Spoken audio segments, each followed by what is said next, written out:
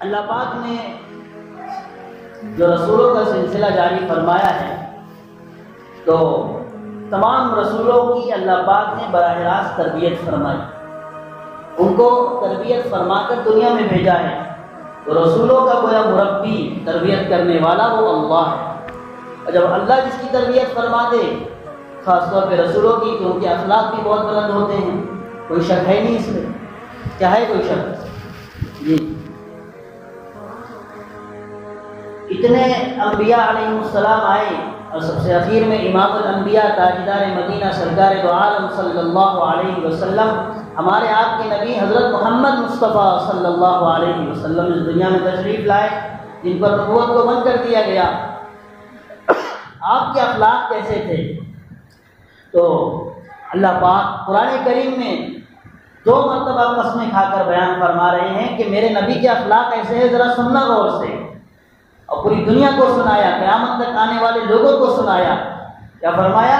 نون والقلم وما یسطرون، یہ قلم کی قسم، اور قلم سے جو کچھ لکھا جا رہا ہے، لکھا جاتا رہے گا حق کے سلسلے میں، ان ساری چیزوں کی قسم۔ ما انت بنعمت ربک بمجنون، کہ تم کے لیے میرا نبی پاگل اور دیوانہ نہیں ہے۔ وَإِنَّكَ لَأَجْرًا غَيْرَ مَمْنُونٍ، اور آپ کو جو اجر ملنے والا ہے وہ لامحدود ہے۔ وَإِنَّكَ لَعَلَىٰ خُلُقٍ عَظِيمٍ، اور آپ اخلاق کے بلند مرتبے پر فائز ہیں، آپ کے اخلاق کی انتہا ہی نہیں ہے۔ اللہ اپنے نبی کی تعریف فرما رہے ہیں۔ حضرت عائشہ صدیقہ رضی اللہ تعالیٰ عنہ جو ام المومنین ہے، فرماتی ہیں جب مجھ سے پوچھا گیا کہ نبی کے اخلاق کیا تھے، تو فرمایا کان خلقہ القرآن، کہ ہمارے کہ نبی کے اخلاق دیکھنا ہو تو قرآن کریم کو دیکھ لو، کہ ہمارے نبی تو قرآن کریم کی چلتی پھرتی تصویر تھے، کہ قرآن کریم میں جو کچھ بتایا گیا ہے وہ سب اس کا عملی تصویر ہمارے نبی تھے۔ اور ہمارے نبی کے اخلاق کو صرف قرآن کریم میں نہیں بیان کیا گیا، بلکہ پچھلی آسمانی کتابوں میں بھی اس کا ذکر فرمایا گیا۔ حضرت عطا ابن یسار رحمۃ اللہ علیہ فرماتے ہیں کہ میں نے حضرت عبداللہ بن عمرو بن عاص رضی اللہ تعالی عنہ سے پوچھا کہ تورات میں اللہ کے نبی کے اوصاف، خصوصیتیں آئی ہیں کیا؟ مجھے آئی ہیں؟ انہوں نے سوال کیا تو کہا کہ بالکل آئی ہیں، جس طریقے سے قرآن میں اللہ نے بیان کیا ہے ویسے پچھلی کتابوں میں بھی اللہ نے اپنے نبی کے اوصاف کو بیان کیا، اخلاق کو بیان کیا، صفتوں اور خوبیوں کو بیان کیا۔ تو فرمایا کہ جیسے قرآن میں ہے اِنَّا أَرْسَلْنَاكَ شَاهِدًا وَمُبَشِّرًا وَنَذِيرًا، کہ ہم نے اے رسول صلی اللہ علیہ وسلم، ہم نے آپ کو گواہ، خوشخبری گواہ بنا کر، خوشخبری دینے والا اور ڈرانے والا بنا کر بھیجا۔ یہ ہمارے نبی کی اوصاف اللہ بیان فرما رہا ہے۔ اور اس کے بعد فرمایا کہ توریت میں اللہ نے جو ہے بیان فرمایا اپنے نبی کی صفت کو، خوبی کو، اخلاق کو، کہ یہ نبی عرب والوں کے لیے قلعے کی حیثیت رکھتے ہیں، اور تم میرے بندے اور میرے رسول ہو، اور میں نے تمہارا نام متوکل رکھا ہے، یعنی اللہ پر بھروسہ کرنے والا رکھا ہے۔ اور اسی طریقے سے تورات میں اللہ کے نبی کی صفت بیان فرمائی گئی ہے، لیس بفظ ولا غلیظ ولا سخاب بالاسواق ولا يدفع السیئۃ بالسیئۃ ولکن یعفو ویصفح۔ غور سے سنیے کہ فرما رہے ہیں کہ نبی کے اوصاف کیا ہے، کہ آپ نہ بد اخلاق ہیں، آپ نہ بد اخلاق ہیں، نہ سخت مزاج ہیں، اور آپ برائی کا جواب برائی سے نہیں دیتے بلکہ معافی سے اس کا جواب دیتے ہیں، درگزر فرما دیتے ہیں، اور بازاروں میں اونچی آواز سے بات نہیں کرتے۔ کہ ہمارے نبی نہ بد اخلاق ہے، نہ سخت مزاج ہیں۔ اسی طریقے سے حضرت خدیجہ رضی اللہ تعالیٰ عنہ، نبوت سے پہلے کا معاملہ ہے، پہلی وحی اتری ہمارے نبی صلی اللہ علیہ وسلم پر، تو اللہ کے نبی صلی اللہ علیہ وسلم کانپتے ہوئے گھر تشریف لائے، فرمایا زملونی زملونی، مجھے چادر اڑا دو، مجھے کبھی تاری ہو گئی، ٹھنڈ لگ رہی ہے، اور فرمایا کہ ایسا لگتا ہے کہ میں ہلاک ہو جاؤں گا اس بار کی وجہ سے جو اللہ کی طرف سے قرآن وحی کی شکل میں اتر رہا تھا۔ تو حضرت خدیجہ رضی اللہ تعالی عنہا نے کیا خوبیاں بیان فرمائی ہیں آپ کو تسلی دیتے ہوئے، فرمایا کلا واللہ ابشروا، کلا واللہ لا یخزیک اللہ ابدا، کہ ہرگز ہرگز نہیں تم کو خوشخبری ہو، بشارت ہو کہ اللہ تمہیں کبھی رسوا نہیں کرے گا۔ کیوں؟ واللہ انک لتصل الرحم، کیونکہ تم صلہ رحمی کرتے ہو، رشتہ داروں کے ساتھ اچھا سلوک کرتے ہو، ان کے ساتھ اچھا برتاؤ کرتے ہو۔ دوسری صفت یہ بیان فرمائی کہ تم تسلق الحدیث سچ بولتے ہو، وتحمل الکلہ تم بوجھ اٹھاتے ہو، وتکسب المعدومہ اور تم غریبوں کی مدد کرتے ہو، وتقری الضیف اور تم مہمان نوازی کرتے ہو، وتعین علی نوائب الحق اور حق کے سلسلے میں، حق کے واقعات میں تم مدد کرتے ہو۔ جب اتنی خوبیوں والے تم ہو تو تم کو اللہ کیسے رسوا کرے گا؟ کتنی خوبیاں ہیں اللہ کے نبی صلی اللہ علیہ وسلم کی، اور ابھی نبوت ملی نہیں ہے، نبوت ملی نہیں ہے، اس کے باوجود سارے قریش مکہ کی زبان پر یہ تھا کہ محمد صادق اور امین ہے، محمد ہمیشہ سچ بولتے ہیں اور کبھی امانت میں خیانت نہیں کرتے۔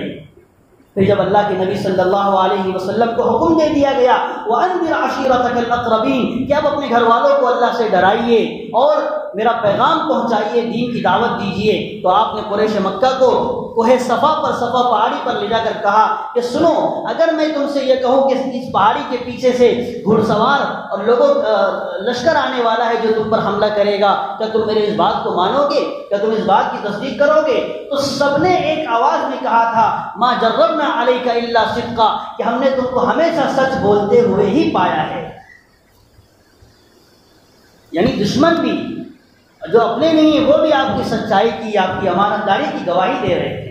ایسے اخلاق ہمارے نبی صلی اللہ علیہ وسلم، ایسے حضور کے امتی ہیں ہم، ہمارے حضور ہمارے نبی بہت بڑی شان والے ہیں، ایسے اخلاق والے ہیں۔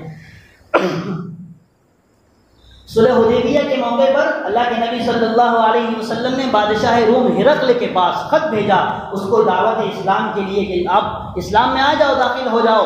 تو خط پہنچا ہے، ہرقل نے وہاں پر قریش کا ایک قافلہ تھا جو تجارت کے لیے گیا ہوا تھا روم، اس میں ابو سفیان جو بعد میں اسلام لے کر آئے وہ سربراہی کر رہے تھے، پورے قافلے کو بلایا اور کہا، کچھ سوالات کی اپنے نبی کے بارے میں۔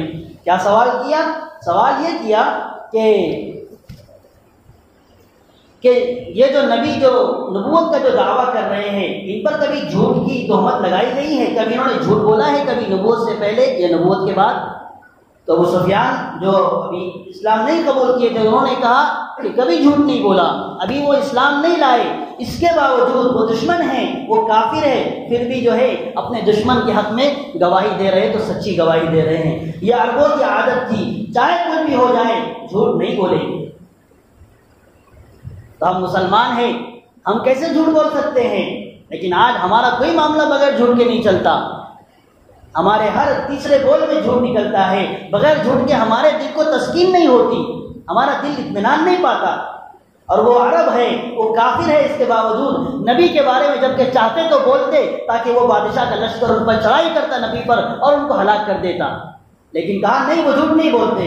اور پھر ان سے کہا، دوسرا سوال یہ کیا، اچھا یہ بتاؤ وہ جو نبی تمہارے پاس آئے ہیں وہ کس بات کا حکم دیتے ہیں؟ تو انہوں نے کہا وہ کہتے ہیں اعبدوا اللہ ولا تشرکوا بہ شیئا واترکوا ما یقول آباؤکم ویأمرون بالصلاة والصدق والعفاف والصلہ، فرماتے ہیں کہ وہ ہمیں اس بات کا حکم دیتے ہیں کہ تم ایک اللہ کی عبادت کرو، اس کے ساتھ کسی کو شریک مت ٹھہراؤ، اور وہ یہ کہتے ہیں کہ تم اپنے باپ دادا کی باتوں کو چھوڑ دو جو جاہلیت والی باتیں تھی، اور تیسری چیز فرمائی کہ وہ ہمیں حکم دیتے ہیں نماز پڑھنے کا، وہ حکم دیتے ہیں سچ بولنے کا، اور وہ حکم دیتے ہیں پاک دامن رہنے کا، اور حکم دیتے ہیں صلہ رحمی کرنے کا، رشتہ داروں کے ساتھ اچھا سلوک اور برتاؤ کرنے کا۔ تو ہرقل جو بادشاہ ہے اس نے کیا کہا کہ اگر تم یہ کہتے ہو جو تم نے کہا کہ وہ نبی نے کبھی جھوٹ نہیں بولا ہے اور کبھی جھوٹ نہیں بولا ہے، تو مجھے یقین ہے کہ جب یہ آدمی جب لوگوں پر جھوٹ نہیں بولتا، لوگوں کے ساتھ جھوٹ نہیں کرتا ہے، تو وہ اللہ پر کیسے جھوٹ کر سکتا ہے؟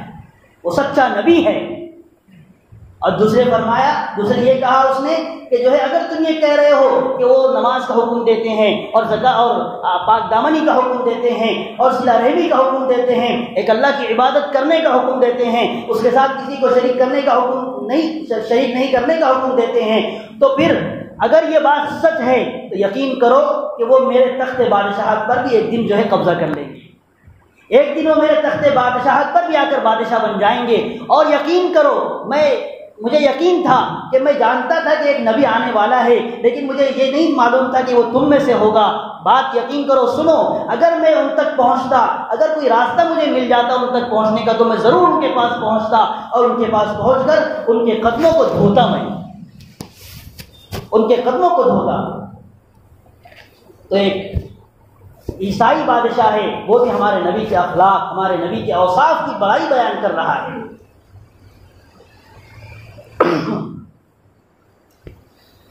معاملات کے سلسلے میں ہمارے نبی کے اخلاق کیا تھے؟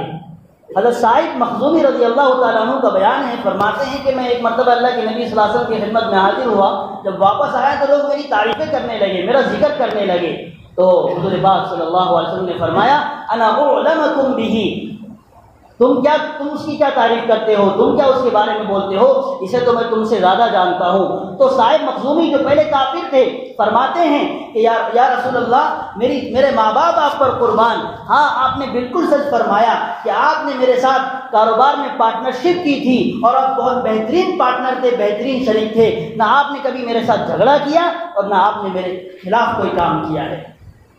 تو علامہ خطابی علماء فرماتے ہیں کہ یہاں پر حضور اکرم صلی اللہ علیہ وسلم کے معاملات کی صفائی کی بات بیان کی جا رہی ہے کہ کافر سے، غیر سے اللہ کے نبی پارٹنرشپ میں کاروبار کر رہے ہیں، اس کے باوجود وہ پارٹنرشپ میں، صرف پارٹنرشپ میں رہنے کی وجہ سے ان کے اخلاق کی تعریف کر رہا ہے۔ جب حضور پاک صلی اللہ علیہ وسلم مدینے میں ہجرت کرنے کے لیے مدینے میں ہجرت کر کے آئے تو فرماتے ہیں کہ ہمارے نبی نے حکم دیا افشوا السلام واطعموا الطعام وصلوا الارحام وصلوا باللیل والناس نیام تدخلوا الجنۃ بسلام۔ کیا فرمایا کہ لوگوں آپس میں سلام پھیلاؤ، لوگوں ایک دوسرے کو کھانا کھلاؤ، لوگوں آپس میں قرابت داری کا خیال رکھو، رشتہ داری کا خیال رکھو، بھائی بہنوں کے ساتھ بہت اچھے سے رہو، اور لوگوں رات میں جب لوگ سو رہے ہو تم رات میں اٹھ کر اللہ کے سامنے گرم گرم آنسو بہاؤ، اور فرمایا کہ تم سلامتی کے ساتھ جنت میں داخل ہو جاؤ۔ یہ ایسی خصوصیتیں بیان فرمائی۔ اور سنیں کیا اخلاق ہے ہمارے نبی صلی اللہ علیہ وسلم کے۔ فرماتے ہیں حضرت انس رضی اللہ تعالیٰ عنہ، جنہوں نے 10 سال ہمارے نبی کی خدمت کی، 10 سال نوکر رہے، نوکر تو نہیں بولنا چاہیے لیکن سمجھانے کے لیے میں یہ لفظ بول رہا ہوں، 10 سال خادم رہے۔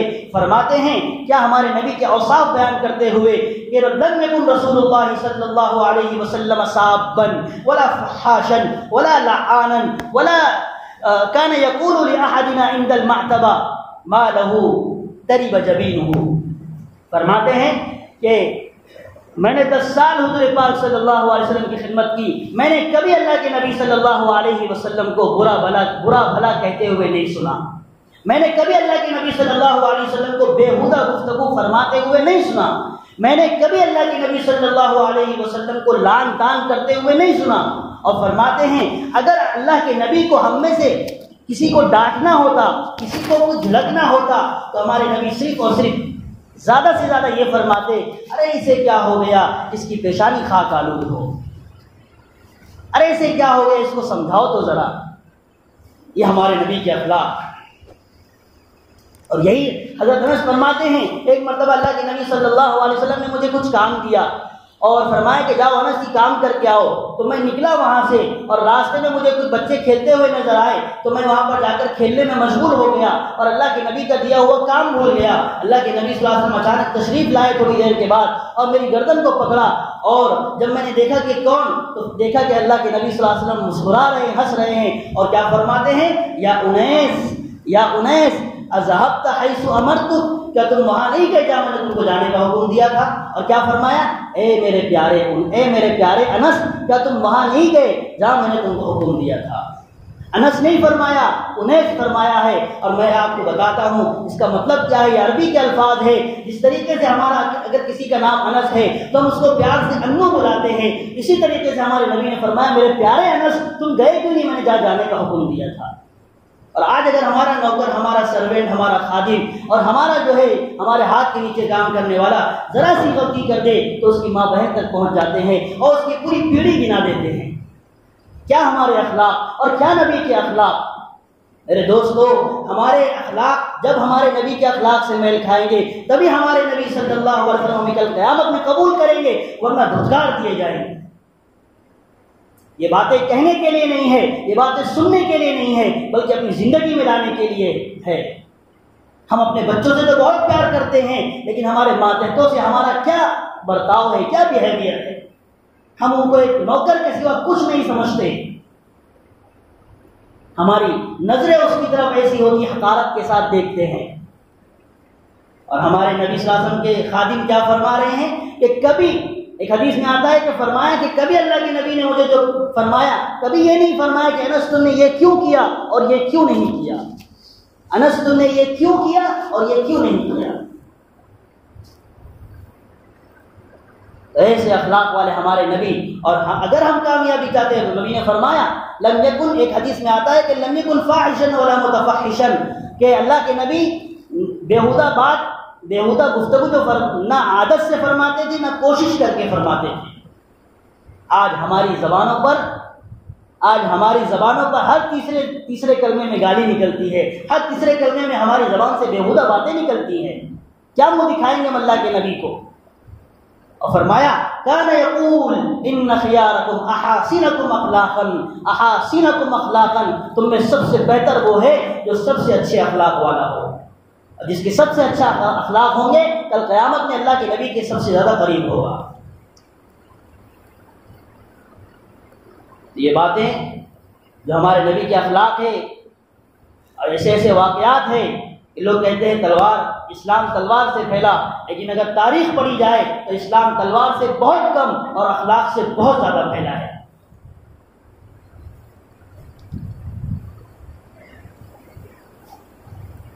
اس لیے ہماری زندگی ہمیں غور کرنا چاہیے کہ ہمارے اخلاق کتنے بلند ہیں، کہ بھئی 5 شعبے ہیں، ایمانیات ہے اور معاملات ہے، اخلاقیات ہے، معاشرت ہے، تو اس میں ایک اخلاقیات کا بھی شعبہ ہے۔ اور اخلاق صرف ماں باپ سے نہیں بلکہ ہر قرابت دار رشتہ دار سے اخلاق ہمارے اچھے ہونے چاہیے، بیوی سے اخلاق اچھے ہونے چاہیے، اور بڑوں سے اخلاق اچھے ہونے چاہیے۔ پورا ایک لمبا چوڑا سلسلہ ہے کہ ہم اخلاق کو سدھاریں گے تو ایسے سدھاریں کہ ہر ایک کے ساتھ ہمارے اخلاق اچھے ہوں۔ آخری مثال ہے کہ اللہ کے نبی صلی اللہ علیہ وسلم کے خادم کے ساتھ یہ اخلاق تھے، تو ہمارے نبی کے اخلاق پھر اپنے قریبیوں کے ساتھ کیسے ہوں گے؟ لیکن آج بات بات پر ہماری دشمنی، آج بات بات پر ہمارا جھگڑا نہیں ہو رہا، اور کسی غیر سے نہیں، اپنوں سے ایسے جھگڑے ہیں کہ پھر جانی دشمن بنے ہوئے ہیں۔ تو کہاں ہے ہمارے نبی کے اخلاق ہماری زندگی میں؟ اللہ تعالیٰ سے دعا ہے کہ اللہ پاک ہمیں اپنے نبی صلی اللہ علیہ وسلم کے جیسے اخلاق ہے ویسے اخلاق بنانے والا بنائے، نہیں معلوم تو سیکھ کر بنانے والا بنائے، اس لیے کہ اللہ پاک نے کامیابی اپنے نبی کے مبارک طریقے میں رکھی ہے، اور کہیں پر کامیابی نہیں مل سکتی۔ کامیابی تو اپنے نبی کے ہر عمل کو فالو کرنے میں ملے گی۔ اللہ تعالیٰ سے دعا ہے کہ اللہ ہمیں نیک توفیقات سے نوازے۔ وآخر دعوانا ان الحمد للہ رب العالمین۔ سنتوں سے فارغ ہو جائے۔